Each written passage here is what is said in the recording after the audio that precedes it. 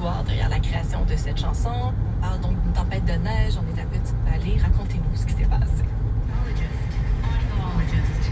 Ben, là, je pense qu'il faut se remettre dans une période qu'on essaie d'oublier encore, la fameuse COVID et les zones rouge, orange et compagnie.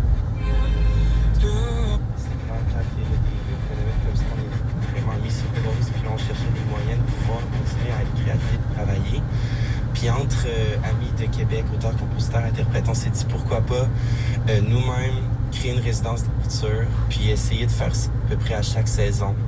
Puis on est allé cogner à la porte d'Alain Côté, le grand Manitou de Petite-Vallée, qui nous a dit ben ouais, pas de problème, venez chez nous, on va organiser ça. Puis ça, genre, juste, c'est vraiment pas compliqué, un coup de fil, c'est réglé. Puis on s'est ramassé dans une super grosse tempête de neige, enfermé, coup de fil, ça s'est réglé. Puis on s'est ramassé à Petite-Vallée dans une super grosse tempête. À la nuit même, puis l'épicerie, on n'avait plus le droit de sortir. Ouais, mais si on restait dans notre place, on était correct. Ouais, c'est ça. Puis le moment, c'était dans un moment... je pense que c'est les moments d'annonce. On partait pour la résidence d'écriture, justement, puis une fois là-bas, il y avait une grosse conférence qui annonçait que l'on ne pouvait plus... Tout était annulé. Tout était annulé. On partait pour la résidence d'écriture, justement. Qui annonçait que l'on ne pouvait plus... Tout était annulé. Tout était annulé, on pouvait plus...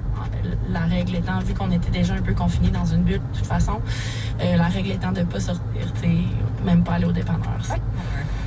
Sincèrement, nous livrer genre de la bière puis de la tisane à la porte.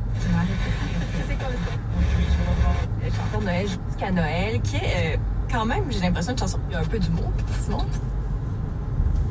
Fait que ça, c'est aujourd'hui, 20 décembre,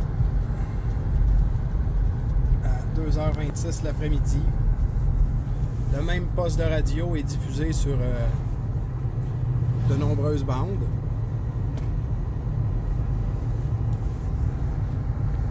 C'est la première fois qu'on me le fait de cette façon-là. Les communications sont piratées. Les communications numériques sont piratées. On est capable d'envoyer un feed unique à chacun des appareils qui diffusent l'information numérique.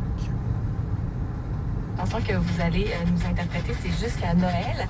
Et je prends le temps aussi de dire que Gabriel Chant, qui est en spectacle en janvier, la chanson que vous allez nous interpréter à Chicoutimi. Pour ce qui est de Simon Kearney, vous pouvez le voir en spectacle le 28 décembre. Alors, maintenant que vous vous installez, Gabriel, c'était... J'écoutais. Mais t'étais au micro, mais... Alors, c'est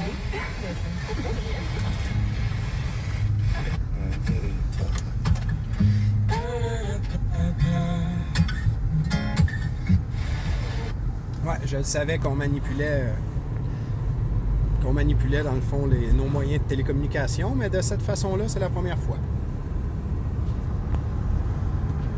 Je sais qu'on est capable de faire des postes éphémères, de manipuler le contenu qui se rend du côté de l'utilisateur final.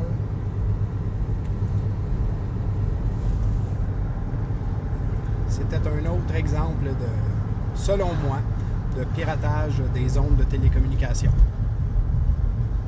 Pour ma part, ça fait plus de 5 ans que je suis ciblé par cette forme de piratage.